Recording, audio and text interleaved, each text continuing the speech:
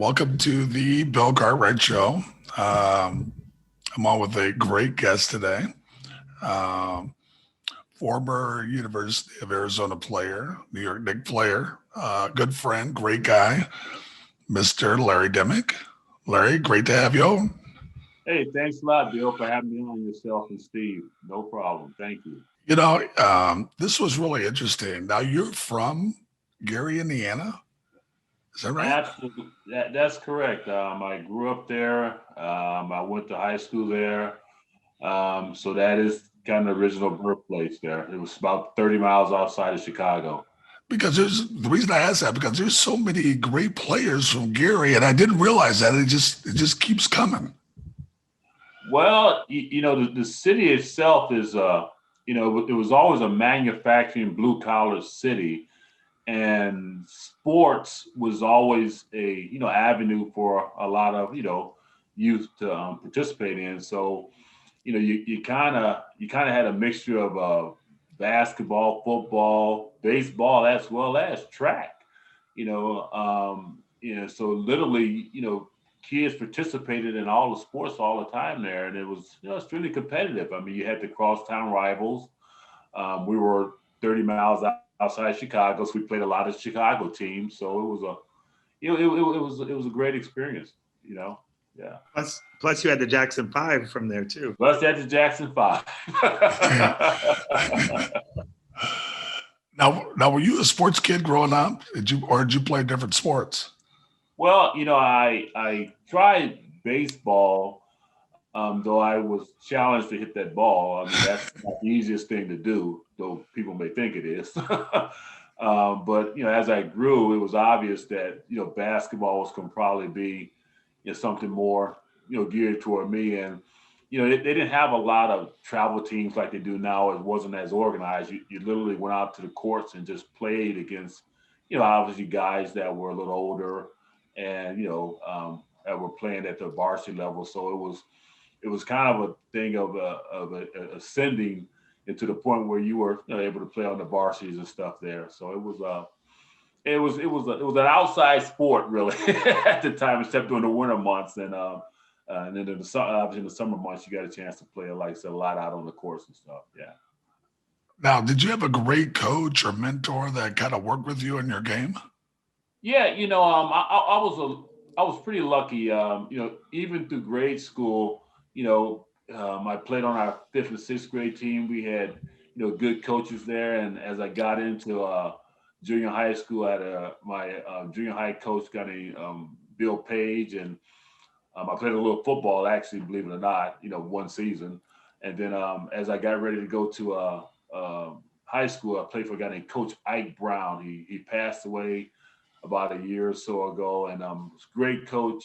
He had been he's an iconic figure there in Gary, Indiana, and he's had a lot of athletes come through our high school, Gary West Side, and he certainly himself and a gentleman named Coach Johnny Barnes, who was assistant coach there. They ran a great program, and they really did a good job for a lot of the kids that came through there, and not just when they were in high school, but they've always reached out to them, after high school, which really meant a lot. And it was something that you certainly appreciate through the years to have good mentors like that and good coaches. So, as you're looking for your college, how in the world did a guy from Gary get to Arizona, especially at Tucson?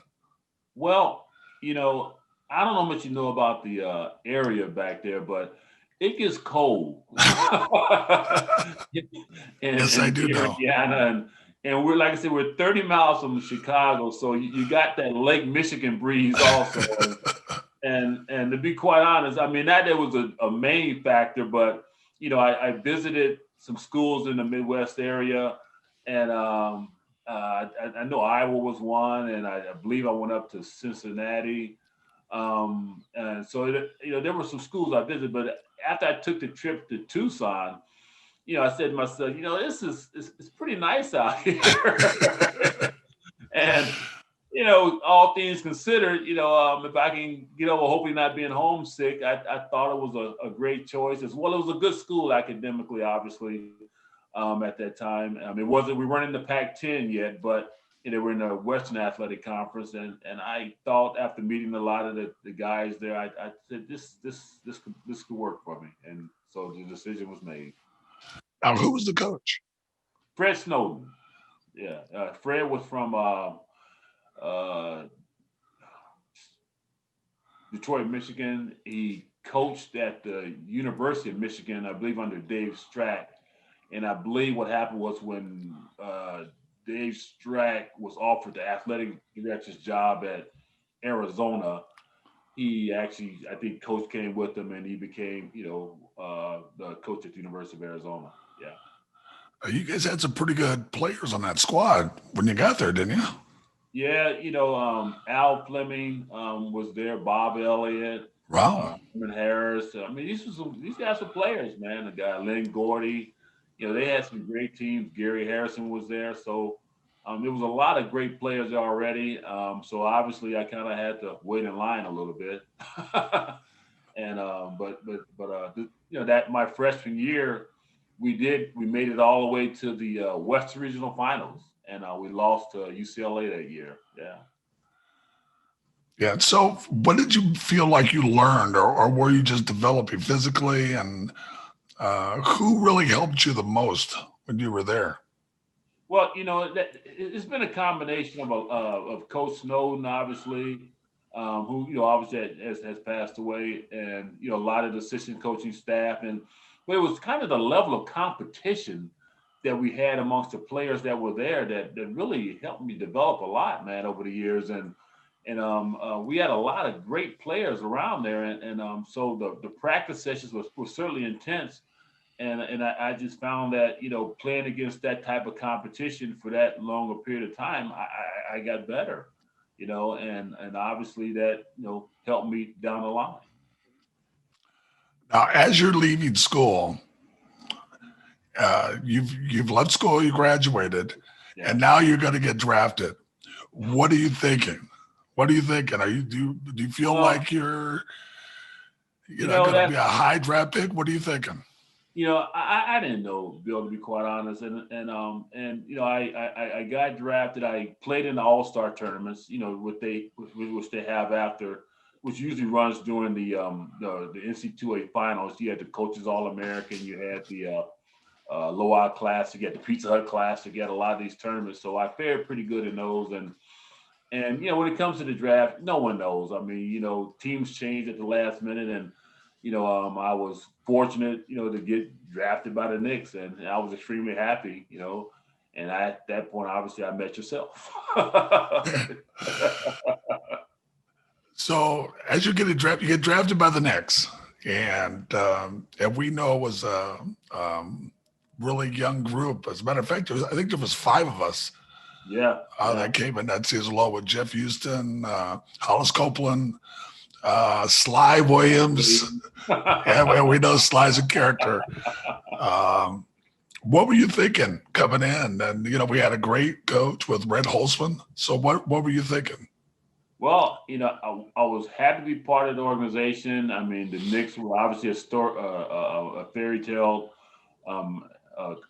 organization, storied organization through the years. The great players that have played there, the championship, and New York City, without a doubt. So I was excited, man. I was excited. You find out once you get there, it truly is a business. Regardless of what a lot of people say, it's a business. It's a business. Your job is to win games. That's what your job is. Yeah. So talk a little bit about that first year, and what was it like for you? What was training camp like? I know I was there, but talk about it. Unlike college, you figure you got 30 games and you're out, or 25 or whatever the case may be. 30 games. And what was that? I was about a month and a half, and you're still going.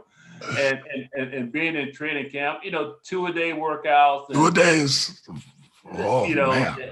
And Coach Holzman, he certainly believed in making sure you were in shape, before you played, without a doubt. And one of the things that was I didn't realize was the exhibition season. I didn't realize, I don't know what it is now because I don't follow this much, but it seemed extremely long. You know, It was a month. yeah, it was a month of exhibition. So, you know, it was kind of like, man, we're going from place to place and all these cities and stuff. And we haven't even played an NBA game yet. So, yeah, I found that interesting. I found that quite interesting. And you kind of got a chance to play against the established pros as well as players like yourself that were obviously trying to make it in the league and get into the league. So it was kind of it was an interesting experience, man. You know, I really enjoyed it. And, you know, once you're out, you know, you always treasure stuff like that, you know, no matter how it went for you. And I certainly enjoyed that. That was something I'll always remember, man. Hey, let me ask you now. I remember who was I really impressed with was my first game against Daryl Dawkins because I was a little nervous, and I ain't gonna lie. And I can remember Daryl walked over to me and looking at me and telling me, don't worry about me. I'm not that tough. So I'm thinking, does he know I'm really this scared to play out here? So in your first game, who were you really impressed by? Well, kind of playing that power forward position, we played the Bullets quite a bit.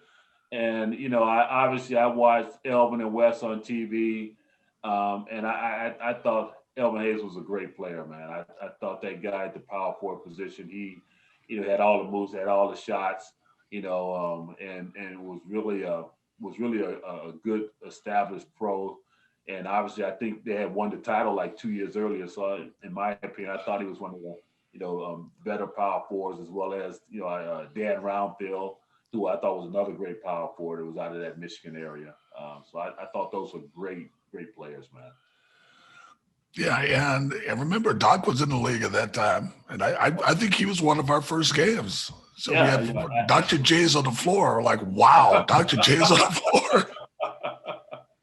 It was a phenomenal talent, man. I mean, that's that. I guess when you get to that level, you have those guys that are just really that good, man. I mean, they can just do phenomenal things with the basketball, and that was amazing. And like I said, it was an experience I cherished, I enjoyed, and I certainly appreciate the opportunity of getting there to play, without a doubt. It was a really special time, and we did have Earl Monroe on our team.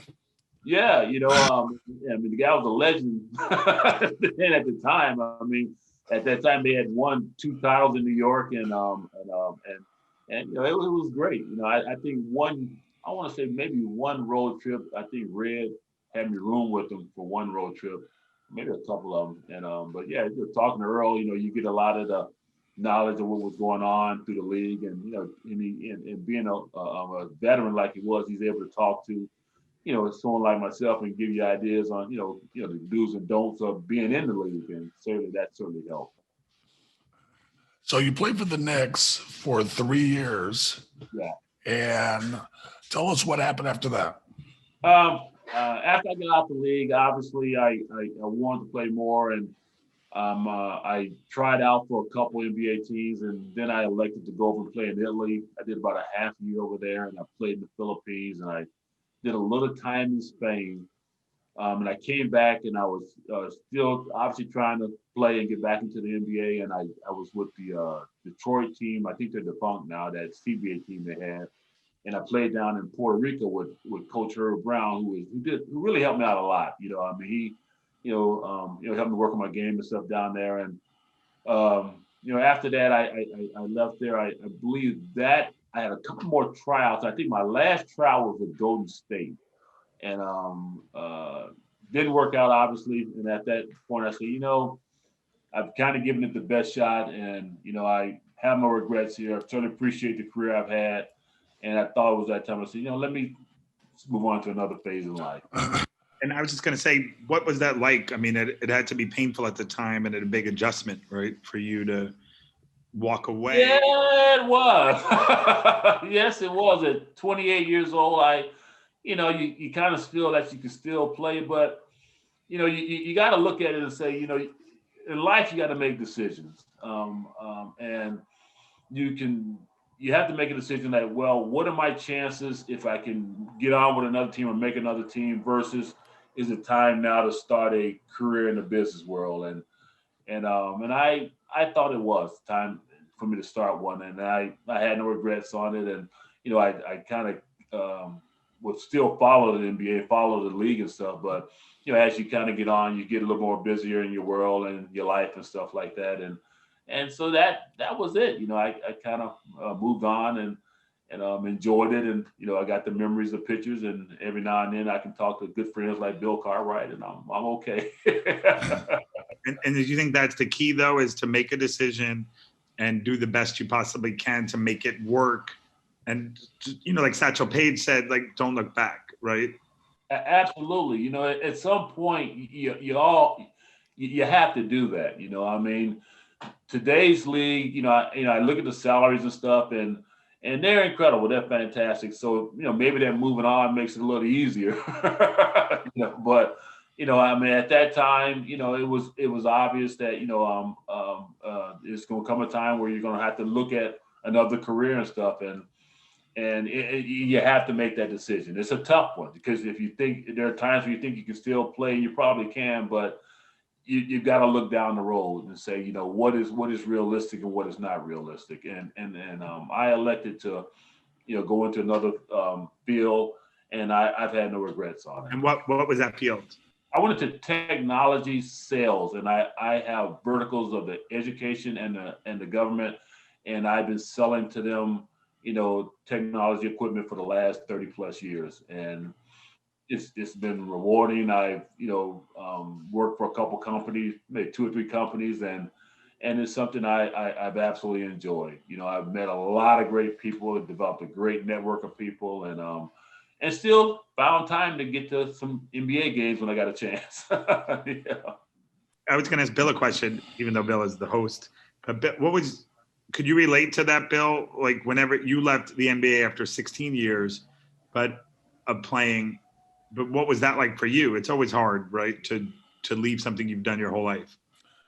Well, I think that it's something that it is hard, because you're playing basketball. Basketball is a full-time job. So to be able to make that switch and not play is a usually big deal, because as Larry will tell you, that basketball becomes your whole life. Starts in high school, it's in college. This is what you do. This is who you are.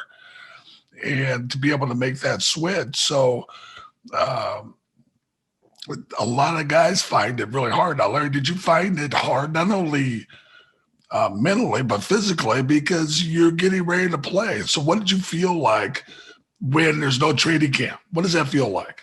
It's weird. I'll be the first to admit it's weird. Literally every September, October, the body, you can feel it saying, nope, there's no playing this year, my friend. No training camp. It's like, where's the pain? Where's it? So, I mean, I was like I said, I would play, around LA and pick up games and stuff like that, but nowhere at the level of the NBA. I mean, it's kind of like, even the greatest athletes, and a lot of guys stay in really good shape, but NBA shape is something that's special. It's just a phenomenal conditioning, and so.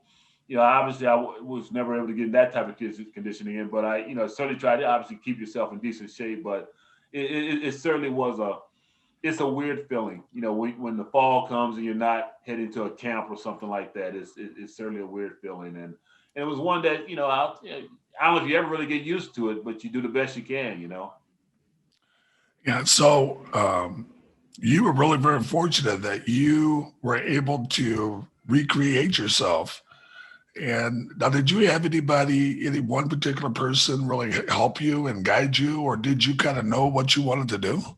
I started interviewing after my last tryout. I think like I said, it was Golden State, and I met a guy, after about my third interview. His name was Mike Murray, and he was a district manager for a company, Harris Lanier, and I met him. He was a sports fanatic, and we got to talk, and obviously saw what my resume was. And he said, I think you'll be good at this job. And he gave me a shot at it, and I was able to get on board. And I had some great sales managers. I got in Dustin Linenger, I got in Tracy Riddle. They were great sales managers. And just a host of a lot of people, kind of assisted me there. And Lanier was a great company. Harris Lanier, which eventually became Lanier, was a great company, out of Atlanta, really great leadership there. And I was able to build a career there, bottom line. And they themselves kind of associated themselves with sports. I mean, we had sponsorships with the Clippers, and there was a big golf company and a lot of golf sponsorships. So that helped a lot. And then I eventually took up golf, and that even helped more. That was fun, But we would, like I said, we had sponsorships, and I think a couple of times when I was so excited when I saw you get traded to the Bulls, I'm like, my buddies with Michael Jordan. Oh my God. So you would come to LA a couple of times. I know I tried to run you down and had a chance to chat with you. So it worked out. Things work themselves out, man. That's the way I look at it. I mean, we all, you can't put your head in the sand. You gotta hold it up, and no matter what the circumstances are, you gotta believe that there's always something better. You just gotta reach out for it. Though you may be leaving one career, there's another one there for you, but you got to put yourself out there, Larry, you were always such a team guy, and I always equate sports with working in corporate America because you've got to be such a part of a team. Did you feel like that because you're such a team guy, you understand those dynamics? Did that help you in your career? And that's a great point, Bill. Going into sales, it's a lot like sports. I mean, you have teams, and you though you all have your own personal goals, but you're always competing against other rival sales companies. So it was a lot of that, and a lot of my background in sports helped a lot. It really did. I mean, to be quite honest, it never hurts. If you're going on an appointment and they realize that you're a former ex-NBA player, so. It certainly helps from time to time. I can certainly appreciate that, but a lot of the competitiveness, a lot of the sacrificing for the team, it certainly was something that those are characteristics that, in my opinion, kind of enabled me to make that transition, and still feel competitive. And like I said, when I took up golf, that really helped a lot because you kind of understanding a little bit more about really how the business world works. And the business world a lot revolves around golf. I hate to say it. A lot of people play it. A lot of companies have tournaments in their sponsorships and fundraisers and stuff. So, I thought that really helped me out a lot, certainly. So after all these years, now you're in corporate America, you decide to go back to school and finish your degree. I think that's amazing. Well, I was really blessed going to the University of Arizona, and I met some fantastic people, and there were some excellent supporters of the university. I don't want to just say boosters, but they were supporters of the university. And I kept in contact with a lot of them through the years. And there was one gentleman in particular, and he recently passed away. His name was Mr. George Khalil. And he ran Khalil Bottling Company. And through the years, he would, whenever the U of A would come over, he would always give me a call, say, "Hey, what are you doing?" I said, "Nothing. You want to come down to the game?" I said, "Sure." He said, "Well, remember the records you had?" I said, "Well, Mr. K, I didn't have a lot of them." He said, "Well, that one you had, it's going to fall tonight." So he took great pleasure in telling me that all the time. So anyway, he reached out to me back in 2015, and he said, "Hey, listen, I know you never finished, but we've got a program here that, maybe you might want to consider in getting your degree." And he, long story short, he told me to contact some people, and eventually I was able to get on board. And it took me about 2.5 years, only because I only could take maybe 2 classes a semester. Obviously I'm working and stuff. And eventually it happened. In 2018, my advisor, I never forget, she said in I want to say maybe February, she said, "Well, you need to apply for graduation now." And I was like, "Really?" And that was exciting, man. I mean, I thought I would never hear those words, and because I wanted to graduate from the U of A. I mean, obviously you could go to school out here, use some of the fantastic, educational resources out here. But I really wanted to graduate from the University of Arizona, and with the online learning now, it became possible. It became realistic for me. So I went back for the graduation. I had a great time, man. How did people look at you? You know what I mean? You were older than the average graduate. I was older than all of the graduates. No, you're being nice, Steve. I was older than all of the graduates. We had a dance in a room, and I'm looking at all of these young graduates. I'm sitting there saying to myself, "Oh, so this would have been like." And it was like two other guys we were about the same age. They were ex-athletes also. One was in, I want to say, swimming, and another one might have been in golf or something like that. So we basically hung around each other. we had light conversations. I think it's a lesson for people, right? Like, you technically didn't need to graduate. You were very successful in your career. And what example do you think you're trying to set by saying, hey, it's better late than never, and good news is never late, right? Well, I would say that you're right. I didn't have to just go and spend that time, 2.5 years studying, trying to graduate. But if you're given an opportunity, it's nothing wrong with taking advantage of it. Because at the end of the day, you get to put on your wall, I finished, here's my degree. You know what? Hey, I did it for 4 years or whatever, how long it takes. I got that paper, and I just think that's important. If you're given the opportunity and you can get it, then I think it sets an example of perseverance for yourself. And if you have any family or kids coming up or nephews, whatever the case may be, that's an example that, hey, he completed the full circle, not just the playing and stuff like that, but you connected the educational component also. And I think it's just important. I do. Larry, how's your family? Family's doing well. Family's doing well. Family's doing well. I'll talk about your kids a little bit. Okay, yeah. My son is finished he finished at Howard University. I had another son that actually attended the Navy, and both of them are doing well in their life and stuff right now. And I've got some grandkids. Okay, how many? How many grandkids? 5 grandkids. So they're all fine, and my wife Cameron, she's doing real well, and so we're happy. We're a little hunkered down right now because of the pandemic, but we're trying to stay safe, and hopefully we can, this vaccine will come and we can all get back to normal one day. Yeah. Well, Larry, I am very, very pleased we've had you on.